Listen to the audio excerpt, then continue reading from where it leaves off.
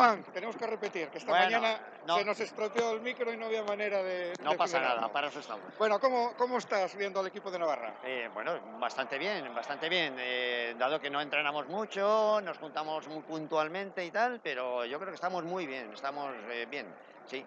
Lo que llevamos hablando con todo el mundo, ¿no? Volver a A participar en partir de, estos bueno, ha campeonatos, eso ya sido es una cosa muy buena. muy buena, muy buena. Para nosotros, yo creo que para todos ha sido un triunfo el poder participar, el juntarnos de todas comunidades o de varias comunidades, saludar a los amigos que llevamos muchos años en estos campeonatos y es muy bonito, y la verdad. Lo que hablábamos un poco por la mañana, ¿no? Sí.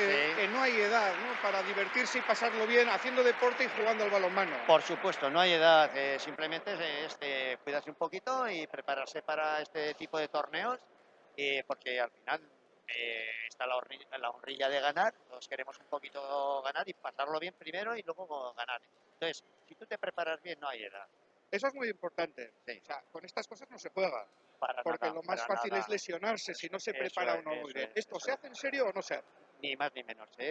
Nosotros procuramos prepararnos un poquito. Nos gustaría más prepararnos a nivel colectivo, pero lo hacemos a nivel individual. Entonces, lo que es todo físico y tal, y entonces estamos bien, estamos a gusto.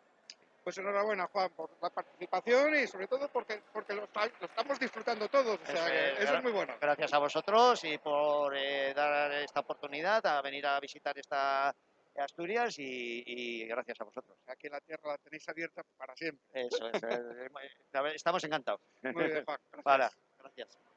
Venga.